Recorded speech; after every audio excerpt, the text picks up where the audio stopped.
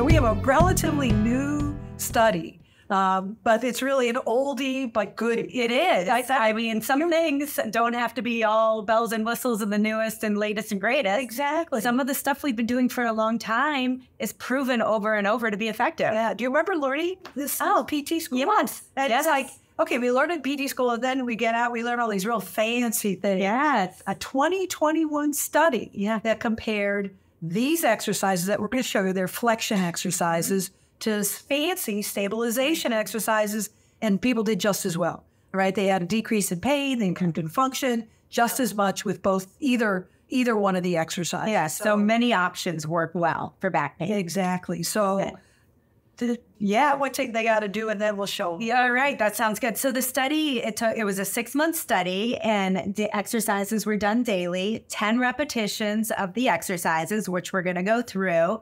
And ideally, in the study, people started with 15 minutes of heat. Sometimes heat just feels good on your back. So if you are in some tightness or discomfort in your back, 15 minutes is all you need. You can use a hot pack or even a hot shower, or you can just do some activity. You can take a 15-minute walk. Yep. And that's a great way of warming up before you do these exercises.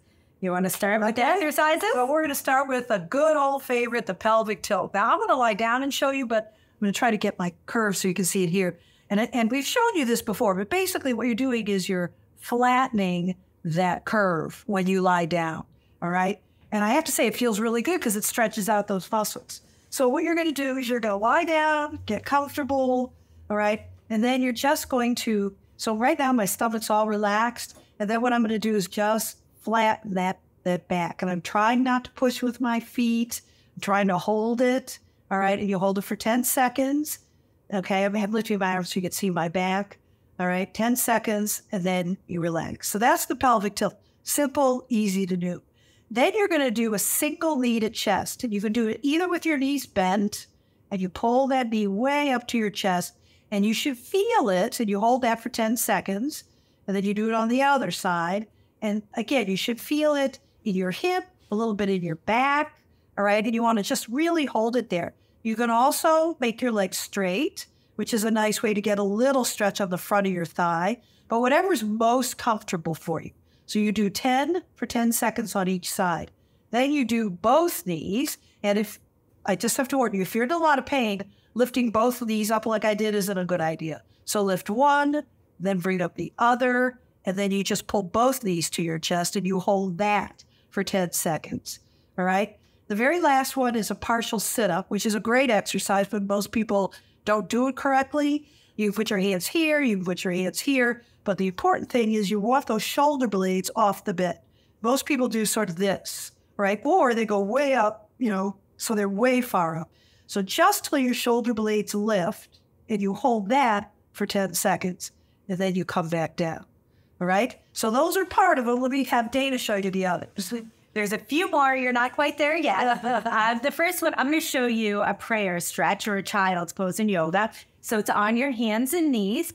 And all you're going to do is sit back, arms go in front of you, and you're just going to sit back and lengthen your back. You're going to hold that for 10 seconds.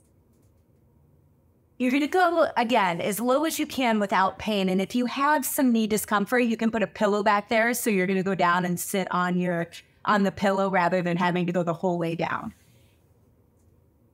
So that's the position for 10 seconds. And then you're going to go back onto your back.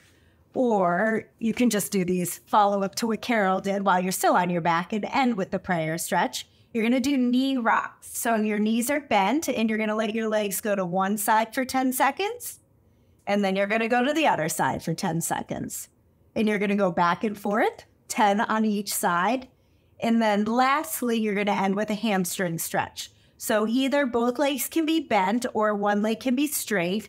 And you're going to hold behind your leg and straighten up until you feel a stretch behind the back of your leg from your knee to your thigh.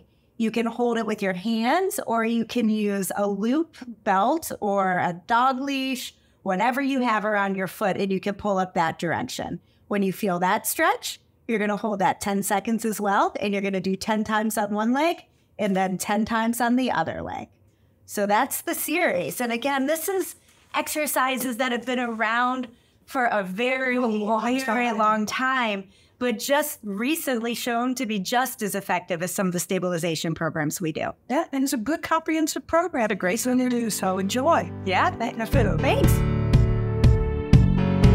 Thank you from the bottom of our hearts for listening to this episode. For the most up-to-date information about our videos and our products, please visit our website at exerciseforagingwell.com. And be sure to subscribe, give us a thumbs up, and tell your patients, your friends, your neighbors, your parents, your dog to listen and to do anything to spread the word. Together, we can create a healthier, more pain-free, and active future. Thank you again, and stay healthy. Thank you.